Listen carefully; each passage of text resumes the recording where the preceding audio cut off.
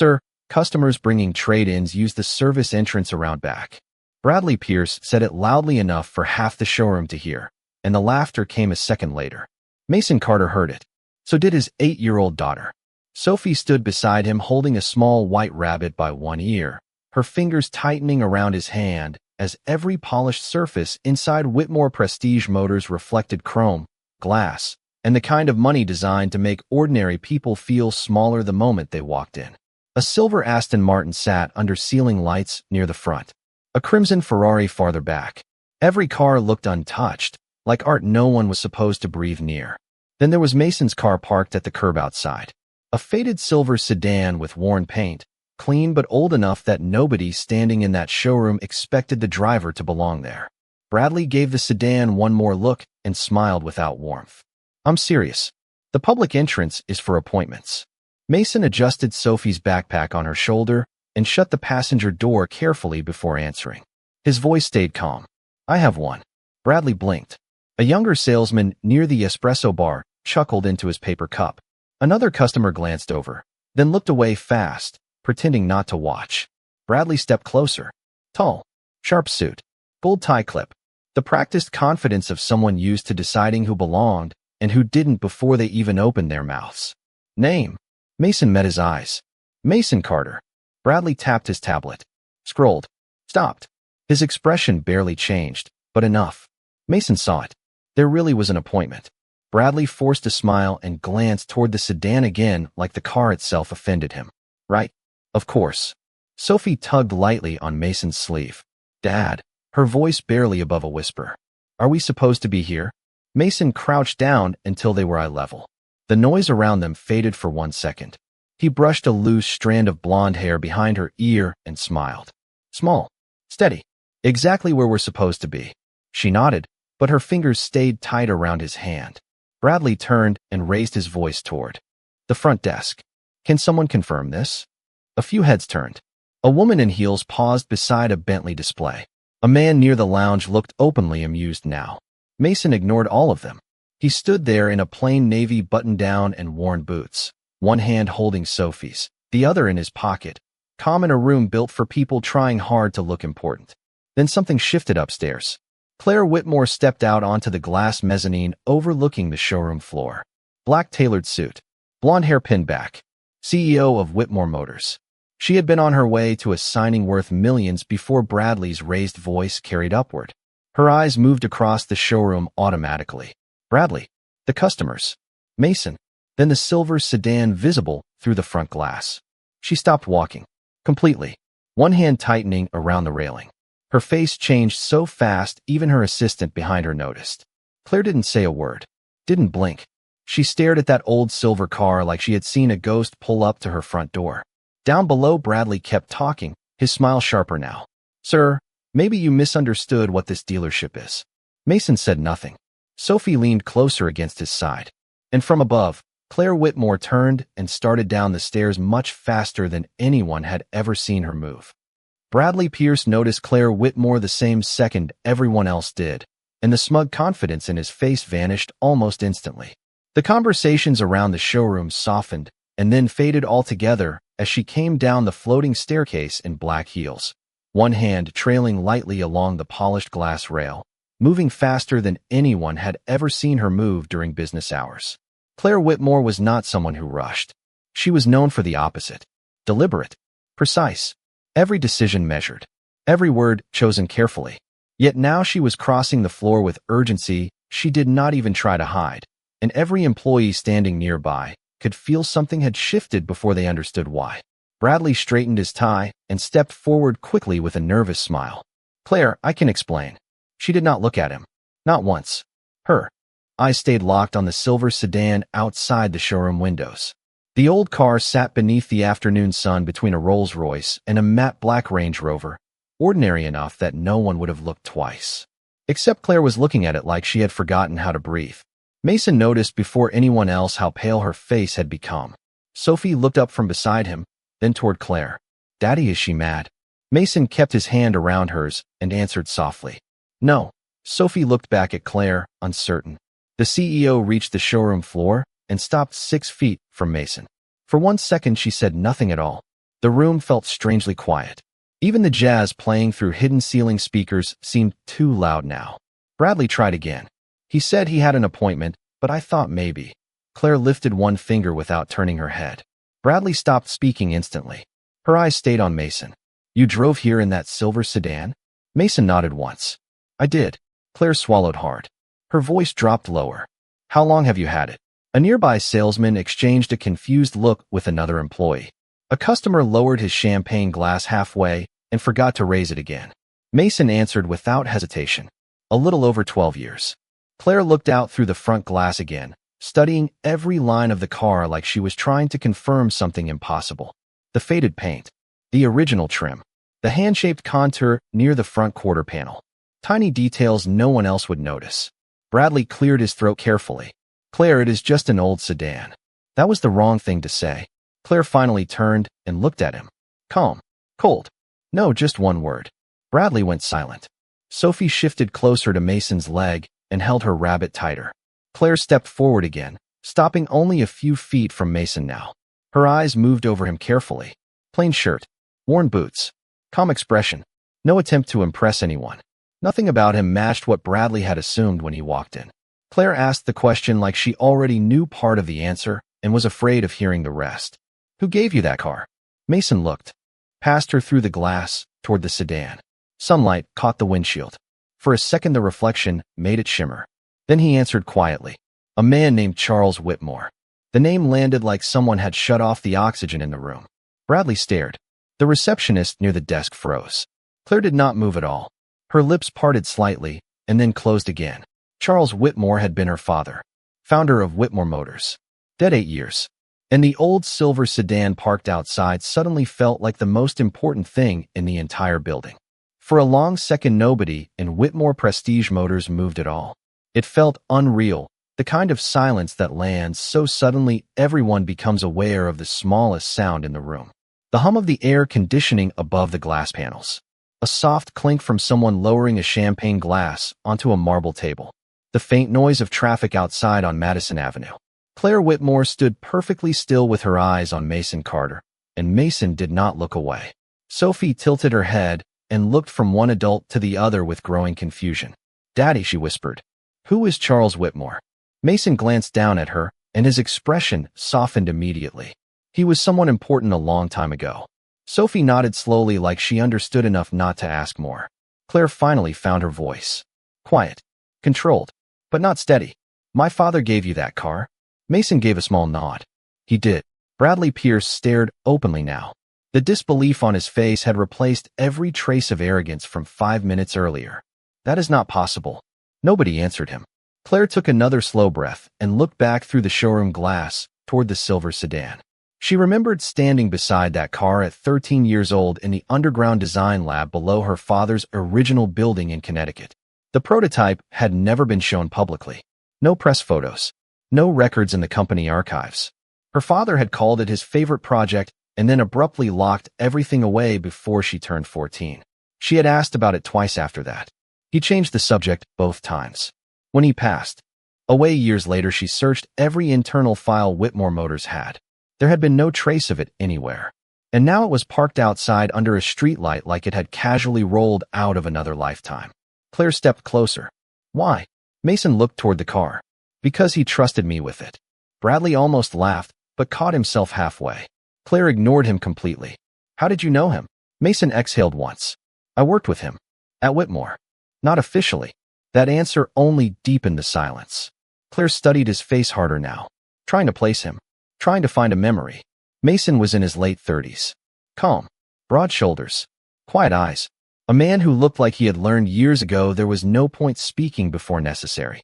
Claire searched every old company dinner, every photo, every memory she had. Nothing. Sophie tugged Mason's hand. Dad, are we in trouble? Mason smiled at her. Gentle. No, sweetheart. Claire looked at the child, and something in her expression shifted. Softer for a second. Then she looked back at Mason. You had an appointment today. Mason nodded. 10:30. With who? You. Bradley blinked so hard he physically stepped back. Claire frowned. Me? Mason reached into his jacket pocket and pulled out a folded envelope. Cream paper. Handwritten ink. Claire saw her own name written across the front. Her pulse jumped instantly. Mason handed it to her. "Your father asked me to deliver that to you when the time was right." Claire took the envelope carefully with both hands. The handwriting was unmistakable. Charles Whitmore's sharp, bluing script. Her throat tightened before she even opened it. Around them nobody spoke. Nobody even pretended to work anymore. Bradley stood frozen beside the desk. Customers watched openly. Sophie looked up at Mason and then at Claire holding the envelope like it weighed 100 pounds. Then Claire Whitmore looked at Mason Carter with something far different than suspicion now. Because whatever was inside that envelope had already begun changing everything before she had even broken the seal. Claire Whitmore stared at the envelope in her hands like opening it might split the afternoon in half. The cream paper looked old but perfectly preserved. The edges were sharp. The handwriting was unmistakable. She had seen that blue ink on birthday cards, engineering notes left on kitchen counters, and legal documents her father reviewed late at night at his desk. For one strange second, she was not standing in the middle of a Manhattan showroom anymore. She was 14 again in Connecticut, watching Charles Whitmore sketch designs on graph paper while pretending not to notice she had wandered into the garage. Her fingers tightened around the envelope. Bradley Pierce shifted awkwardly beside the marble desk. "Claire, should I clear the floor?" She did not answer. Her eyes stayed on the seal. Mason stood quietly with Sophie beside him, saying nothing. Not rushing her. Not explaining. The little girl looked up. "Dad, why does she look sad?" Mason leaned slightly toward her and answered softly enough only she could hear. "Sometimes people wait a very long time for answers." Sophie nodded and hugged her rabbit closer. Claire finally broke the seal. The paper opened with the faintest sound. She unfolded the single handwritten page and recognized the first line immediately. "Claire, if you are reading this, then Mason kept his promise longer than I ever deserved." Her breath caught. She blinked and kept reading. Around her the showroom had become completely still. No one moved. A receptionist stopped typing. A salesman near the entrance stood frozen beside a customer without saying a word. Claire read silently. Charles Whitmore wrote plainly. No corporate language. No hidden meaning. He explained that the silver sedan parked outside had been the first design he ever considered worthy of carrying the Whitmore name without compromise. A prototype built before investors pushed the company toward flashier models and safer decisions. He had built it with only one engineer he fully trusted. Mason Carter. 23 years earlier. Back when Mason was barely out of college and Charles was still running the company out of a converted brick warehouse in Stamford. The letter explained that Mason had solved a design flaw nobody else could see and helped finish the engine that made the prototype possible. Then came the line that made Claire stop reading for a full second. "If I am gone and Mason ever returns the car to you personally, listen before anyone else speaks. Trust him before you trust your board." Her eyes lifted slowly from the page to Mason. The showroom around them blurred. Bradley saw her expression and suddenly looked less confused and more worried. Claire read the final paragraph. Mason never wanted credit. He asked for none. He chose a different life after his wife passed. But if he comes back, there is a reason. Hear him out. No matter what else is happening. Claire lowered the paper. Her pulse had become loud enough she could hear it. Mason stood exactly where he had been, calm as ever, one hand in his pocket, Sophie leaning lightly against him. He looked like a man who had carried something heavy a very long time without needing anyone to notice. Claire folded the letter carefully. "My father never mentioned any of this." Mason gave a small nod. He would not have. Why now? For the first time, Mason's expression changed. Just slightly. Enough to show this mattered. He looked toward the glass offices above the showroom floor, then back to Claire. "Because your company is about to make the same mistake he spent years trying to prevent." Bradley stared. The nearest customer lowered his glass completely. Sophie looked up at her father with wide eyes. And Claire Whitmore suddenly understood why Mason Carter had chosen today to drive that silver sedan straight to her front door. Bradley Pierce felt the entire showroom shifting around him and hated every second of it. 10 minutes earlier, he had been completely in control.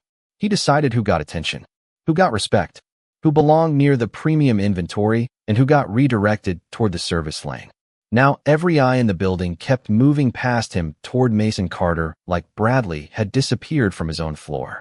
Claire Whitmore folded her father's letter carefully and held it against her side. Her expression had changed. Still controlled. Still sharp. But there was tension there now. Real tension. The kind she never showed publicly. Come with me, she said quietly. Mason did not move right away. Claire. He glanced toward Sophie. She stays with me. Claire nodded immediately. Of course. Bradley stepped forward. Claire, your 11 o'clock with the Frankfurt group is already upstairs. They are waiting. She turned to him. Calm enough to be almost frightening. They can wait. Bradley opened his mouth, closed it, then tried again. The board wanted this signed before noon. Then they should have come downstairs sooner. The words landed hard enough that even the receptionist behind the desk looked down. Sophie looked up at Mason with her rabbit tucked under her arm. Are we going upstairs? Mason gave a small smile. Looks like we are. Claire led them toward the private glass elevator near the back offices. The same elevator customers were never allowed near. Bradley watched Mason and Sophie walk past the McLaren display while employees quietly stepped aside. Nobody laughed now. Nobody even whispered. The elevator doors closed. Claire pressed the top floor. Silence settled for a moment as Manhattan drifted upward behind the glass walls. Sophie looked out across the avenue and smiled faintly. Wow. Her voice echoed softly. You can see forever up here. Mason rested one hand lightly on her shoulder. Almost. Claire looked at him. My father wrote that the company is about to repeat a mistake. Mason nodded once. Yes. Which one? A design decision. Claire frowned. We build 16 lines now. Mason looked directly at her. And only one matters today. The elevator opened onto the executive floor. Clean white marble. Floor-to-ceiling windows. The conference room doors stood open. Inside sat 6 board members and 3 representatives from Frankfurt beside presentation screens and polished folders. They all turned immediately. Claire entered first. Mason and Sophie behind her. The reaction was instant. Confusion. Surprise. One board member actually stood halfway out of his chair. Theodore Langley, the oldest on the board and one of Whitmore Motors' largest shareholders, adjusted his glasses. Claire. His voice was clipped. What exactly is this? Claire walked straight past the table. Hey, delay. Theodore glanced toward Mason. And him. Mason did not react. Sophie stayed close beside him. Claire placed the folded letter on the conference table. Someone my father trusted more than most people in this room. The sentence hit harder than she intended. Theodore's jaw tightened. A German executive near the screen exchanged a look with another partner. Mason walked toward the window, overlooking the street below. The silver sedan remained parked at the curb, sunlight reflecting off the windshield. Sophie noticed the tray of bottled water and carefully took one with both hands. Mason turned back. You are about to approve the Aurora launch platform. Claire nodded slowly. Yes. You should not. Theodore let out a short laugh. And we are supposed to trust that based on what? Mason looked at him calmly. No anger. No performance. Just certainty. Because Charles Whitmore designed the first version of Aurora himself. Every face changed. Theodore stopped smiling. Claire felt her pulse rise again. Mason continued. And because he buried one flaw before investors could force it to market. Claire stared. The Frankfurt representatives sat perfectly still. Sophie unscrewed her water bottle and whispered to herself. Everybody keeps getting quiet. Nobody answered her. Because Mason Carter had just turned $1 million meeting into something much bigger than a deal. Theodore Langley leaned back slowly in his chair and folded his hands together like he was forcing patience one finger at a time. He had spent 27 years on Whitmore Motors' board. He had survived recessions, acquisitions, recalls, and leadership changes. He did not like surprises, and Mason Carter had become one very quickly. Charles buried a flaw? Theodore asked. That is a serious claim. Mason stood near the windows with Manhattan stretching below him and answered without raising his voice. It is. Claire stayed beside the conference table, watching him closely now. The Frankfurt executives had stopped looking at their folders entirely. Their lead engineer, Henrik Bauer, adjusted his glasses and narrowed his eyes with professional interest. Mason continued. Aurora was originally designed around a lightweight thermal management system. Efficient, fast, beautiful on paper. But under extended road stress, the cooling ratio dropped below safe margin. Henrik looked up immediately. By how much? 5.8% after sustained highway acceleration. Henrik's expression changed. Not disbelief. Recognition. Theodore noticed it. You have tested this. Mason nodded once. Charles and I did. Claire felt her chest tighten. When? 23 years ago. The room went still again. Mason looked toward the silver sedan outside through the glass. That prototype was the proof. Claire understood before anyone else did. The sedan. Mason nodded. Your father rebuilt the thermal design around a heavier housing. Investors hated it. They wanted lighter numbers and faster release targets. He pulled the platform and locked everything away. Theodore shook his head sharply. That is impossible. We reopened Aurora from archive development 3 years ago. Every engineer signed off. Mason looked at him calmly. Based on incomplete files. Henrik Bauer slowly closed his folder. We found a minor heat variance in our German validation last month. Everyone turned. Henrik continued carefully. Not enough to stop negotiations, but enough to note. Theodore stared at him. Why was this not escalated? Henrik looked uncomfortable. Because the data suggested a theoretical edge case only. Mason answered for him. It is not theoretical. Sophie sat in a chair near Claire's desk, swinging her feet lightly, sipping bottled water, her rabbit resting in her lap. She looked around the room and whispered, adults really do not talk much when they are nervous. Claire almost smiled despite herself. Theodore did not. He leaned forward. And you expect us to delay a launch because of a 23-year-old memory? Mason reached into his jacket pocket again and set a slim black folder onto the conference table. Claire stared. He opened it. Handwritten schematics. Stress reports. Engineering notes in blue ink and black pencil. Charles Whitmore's handwriting. Mason's calculations beside them. Dates stamped across multiple pages. Henrik stood. Immediately and stepped closer. Theodore stayed seated, but his face drained of color. Claire recognized the paper stock. Her father used that exact engineering ledger for years before digital conversion. Henrik turned one page, then another, then looked directly at Claire. These numbers match our flagged heat data exactly. Nobody spoke, not for several seconds. Theodore stared at the documents like they had appeared out of thin air. Mason rested one hand lightly on the folder. Charles told me if the company ever reopened Aurora without finishing the redesign, bring this to you personally. Claire looked from the schematics to Mason, then toward the windows, then back again. Her father had planned for this. Years ago, long before any of them knew. Theodore finally spoke, quieter now.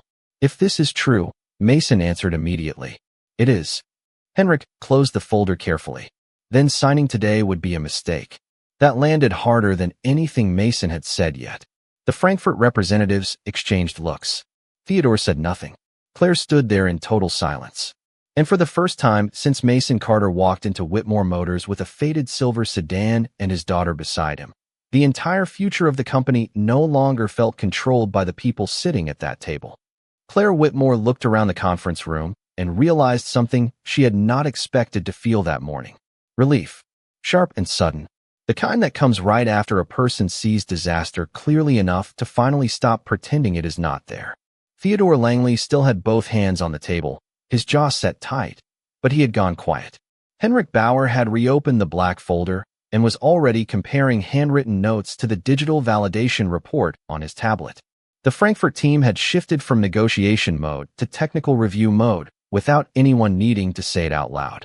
And Mason Carter stood by the windows with the same calm he had carried since walking through the front doors.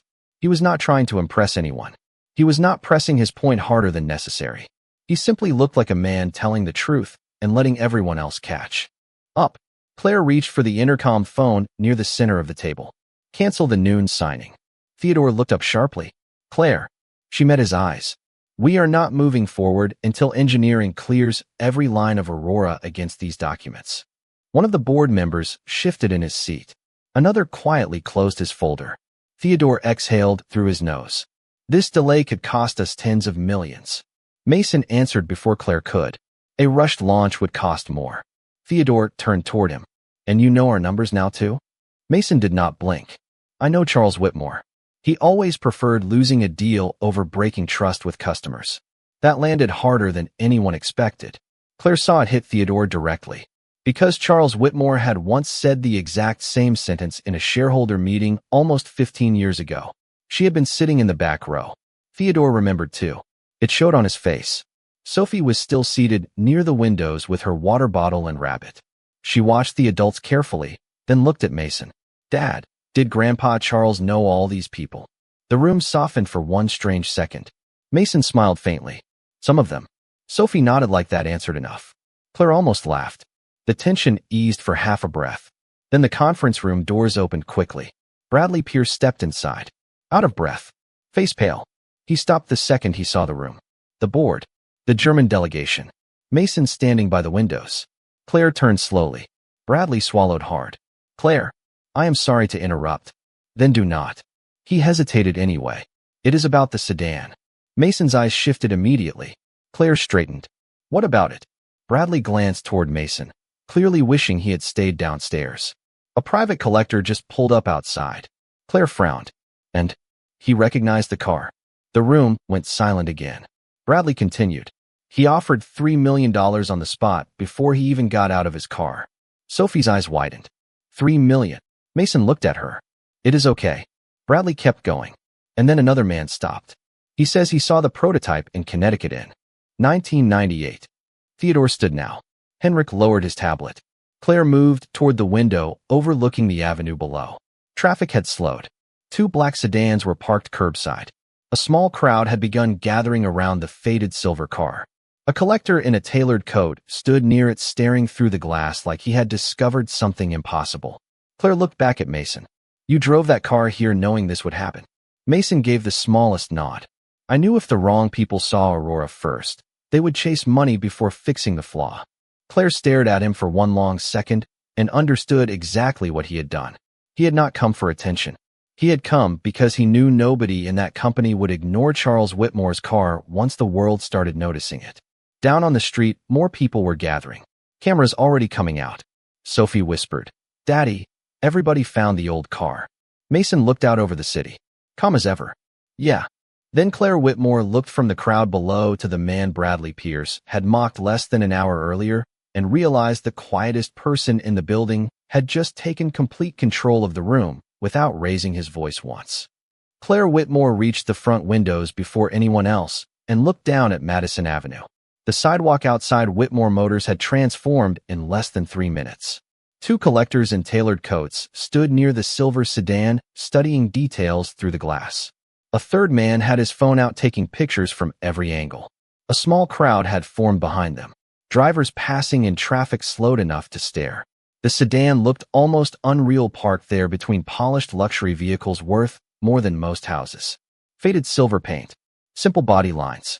No visible badge on the front. Quiet. Unimpressive at first glance. Until someone knew what they were seeing. Claire turned back. How many people know? Mason answered immediately. Very few. Then why now? He looked toward Sophie. She had climbed down from the chair and walked over beside him, holding his hand again. Because waiting any longer would not help your father's company. Theodore Langley stepped closer to the windows.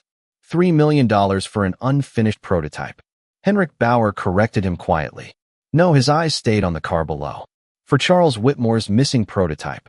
Bradley Pierce stood near the door with both hands clasped tightly in front of him like he wanted to disappear into the marble wall. Claire noticed and said nothing. Mason continued calmly.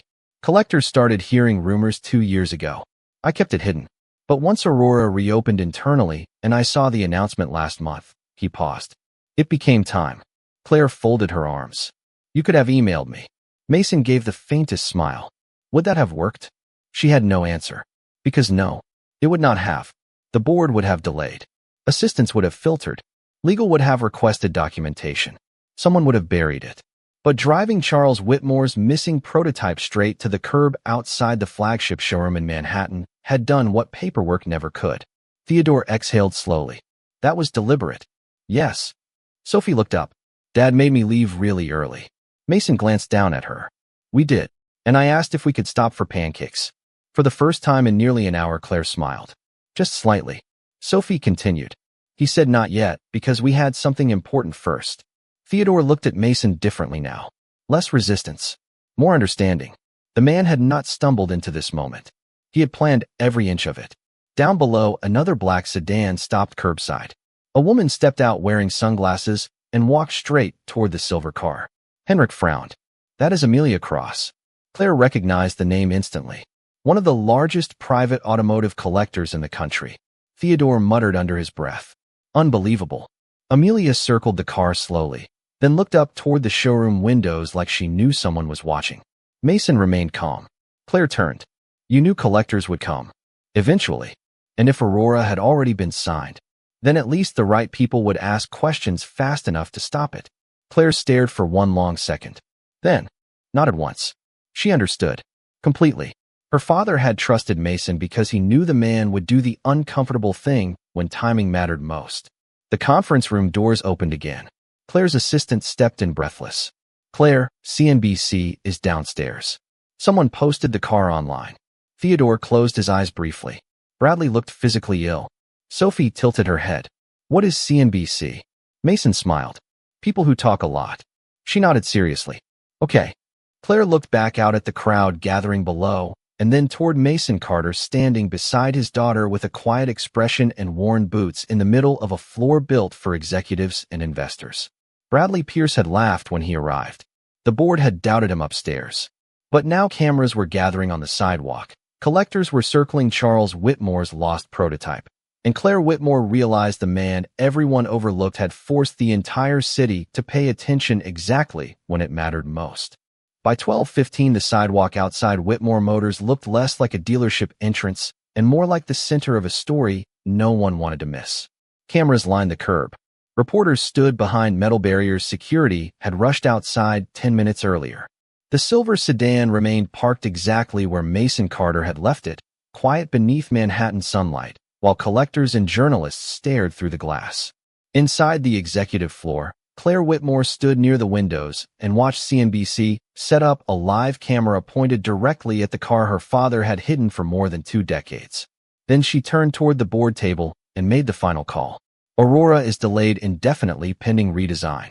Theodore Langley lowered his head and exhaled. Not angry anymore. Just resigned. Henrik Bauer gave a single respectful nod.